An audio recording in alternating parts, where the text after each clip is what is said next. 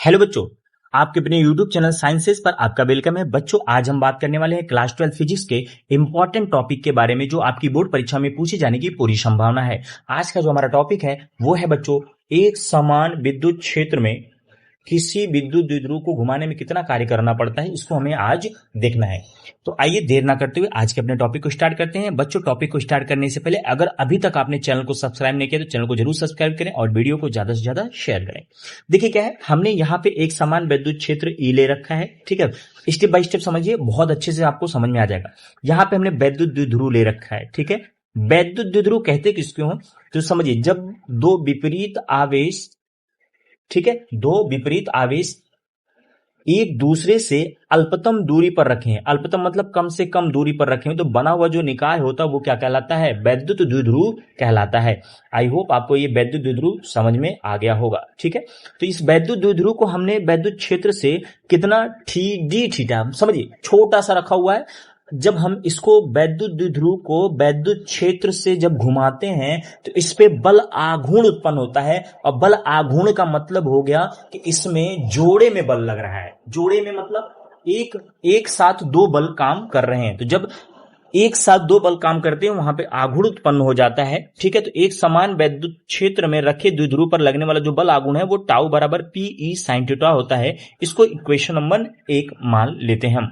ठीक है, अब इसी डायग्राम को आपको थोड़ा सा और अच्छे से समझना है कि किस तरह से आप देख सकते हो। यहां पे देखिए, हमने एक समान विद्युत क्षेत्र फिर से ले लिया, और जो ये वैद्युत द्विध्रुव ऐसे रखा हुआ है, ठीक है, यहां पे जब इस तरह से रखा हुआ है तो मान लेते हैं θ1 कोण है। ठीक है, अब इसी वैद्युत द्विध्रुव को हमने इस से घुमा के इस तरह से कर दिया। ठीक है, इसको पहले ऐसे था, अब घुमा के ऐसे कर दिया, तो ये एंगल बढ़ गया कि नहीं? मान लेते हैं यहाँ पे θ2, तो पहले θ1 था और बाद में कितना हो गया? θ2। तो अब ये कह रहे हैं कि वैद्युत द्विध्रुव को θ1 से θ2 तक विस्थापित करने में कितना कार्य करना पड़ेगा। ठीक है, तो इसी को हम मेन हमारा यही है। तो इसको समझिए, जब हमने बल रखा तो इस पे एक बल आघूर्ण काम किया, जिसका फॉर्मूला हमें मिल गया टाउ बराबर पी ई साइन थीटा। इसको इक्वेशन नंबर 1 हमने मान लिया अब तक। अब मान लीजिए इस द्विध्रुव को हम अचानक से इतना नहीं घुमाते, हम पहले थोड़ा सा, बहुत जरा सा घुमाते हैं। जब थोड़ा घुमाते हैं तो ये डी थीटा हो जाता है। ठीक है, छोटा सा घुमाओगे तो डी थीटा। जब आप विस्थापन छोटा घुमाओगे तो आपको कार्य भी छोटा प्राप्त हो जाएगा। तो यहां से निकल जाता है डी डब्ल्यू बराबर टाउ इंटू डी थीटा। अब टाउ का फॉर्मूला आपने इक्वेशन नंबर 1 से पुट कर देना है, तो डी डब्ल्यू बराबर P E sine theta into ये डी थीटा यहां उतर जाएगा। अब ये टाउ का मान आपको पता होना चाहिए, यहां से आया हुआ है। ठीक है, टाउ बराबर P E sine theta into D theta.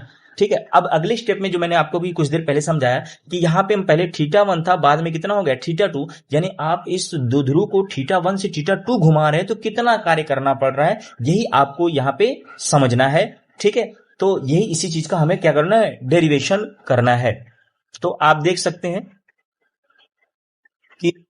कि द्विध्रुव को θ1 से θ2 तक विस्थापित करने में कितना कार्य करना पड़ेगा। ठीक है, तो जब इस तरह की सिचुएशन दिया हो, यानी बड़ा कार्य हमको निकालना हो, तो हम समाकलन का प्रयोग करते हैं। किसका प्रयोग करते हैं? समाकलन का उपयोग करते हैं। और आप देख सकते हो कि समाकलन का प्रयोग किस तरह से किया जाता है, हम स्टेप बाय स्टेप समझेंगे।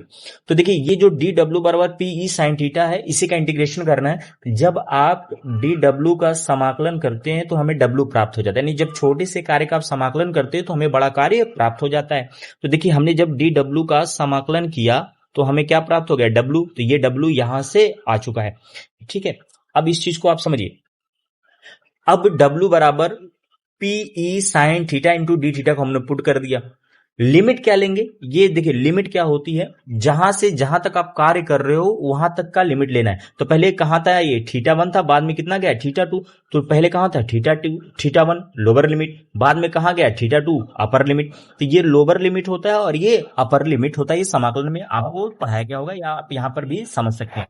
तो यहां पे फॉर्मूला क्या बन जाएगा, इसी के लिए मैं समझा रहा हूं। डब्ल्यू बराबर समाकलन करेंगे P E sine theta into D theta. ठीक है, अब एक बात ध्यान रखिए, जिनका मान फिक्स होता है, जो वैल्यू नियत होती है, उसका हम समाकलन नहीं करते। तो अगले स्टेप में यहां पे आप इस स्टेप में देख सकते हो। ठीक है, तो डब्ल्यू बराबर हमने पीई को बाहर ले लिया, समाकलन किसका करेंगे? Sine theta into D theta का करेंगे। ठीक है, अब देखिए, एक चीज समझना है आपको, मैं यहां पे समझा दे रहा हूं। जब आप साइन थीटा का समाकलन करेंगे तो ये हमें मिल जाता है। आप एक चीज समझिएगा थोड़ा कि साइन थीटा का जब आप समाकलन करोगे तो ये ब्रैकेट में हमें माइनस कॉस थीटा मिल जाता है। तो जहां पे साइन थीटा है, जहां पे क्या है साइन थीटा है, वहां पे क्या मिल जाएगा समझिए इसी को। जो साइन थीटा है यहाँ पे क्या मिल जाएगा माइनस कॉस थीटा, क्योंकि हमने डिफरेंशिएशन कर दिया, समाकलन कर दिया। अब देखिए लिमिट θ1 और ये θ2। अब इसी स्टेप को समझिए, W बराबर PE ब्रैकेट में माइनस कॉस थीटा, ये आपका समाकलन होके आ चुका है। अब स्टेप बाय स्टेप आपको क्या करना है, समझना है। यहाँ पे एक एक लाइन ध्यान देंगे तब समझ में आएगा, ठीक है। अब क्या करना है हमको, W बराबर PE को बाहर रहने दीजिए, ठीक है। अब एक बार फॉर्मूले में ये माइनस कॉस को रहने दीजिए, एक जगह थीटे की जगह ये θ2 रख दीजिए, ठीक है। फिर फॉर्मूले में माइनस होता है तो ये फिर से कॉस θ1 हो जाएगा, ठीक है। अब ये माइनस जो है इसके साथ रहेगा और एक फॉर्मूले में माइनस होता है, ठीक है। तो मैं इसको एक बार फिर से आपको समझा दे रहा हूं कि किस तरह से ये काम करते हैं। तो W बराबर PE, ठीक है, ब्रैकेट में माइनस कॉस θ2, और फॉर्मूले में होता है क्योंकि हमने पढ़ा है upper limit minus lower limit, तो ये अपर लिमिट हो गया। अब फॉर्मूले में क्या है माइनस, अब लोअर लिमिट में भी ये क्या होगा माइनस कॉस θ1, क्लियर है। अब ये माइनस का गुणा जब माइनस से होगा तो वैल्यू क्या आ जाएगी प्लस में, तो ये देख सकते हैं W बराबर PE, ये बाहर का लिखा हुआ यहाँ पे है, और ब्रैकेट में ये माइनस कॉस θ2 यहाँ पे रह गया, और ये माइनस का गुणा जब माइनस से होगा तो वैल्यू किस में आएगी प्लस में, और ये कॉस θ1 हो गया, ठीक है। अब क्या किया है हमने, ध्यान समझिएगा, W बराबर PE को बाहर रहने दीजिए। अंदर वाली कहानी क्या है इसमें समझ सकते हैं। ये जो प्लस कॉस θ1 है इसको यहां पे लेके आ गए हैं हम, ठीक है।